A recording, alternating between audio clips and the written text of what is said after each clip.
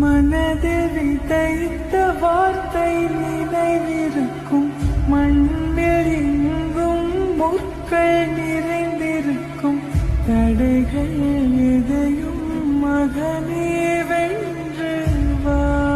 पल दो पल का शहर हो तो कल कोई और आएगा जो मेरे से अच्छा खेलेगा, कल काफी दूसरे लोग आएंगे जो आपसे अच्छा देखेंगे। तो मैं लिख के देता हूँ, कोई नहीं आएगा। கரிகாலா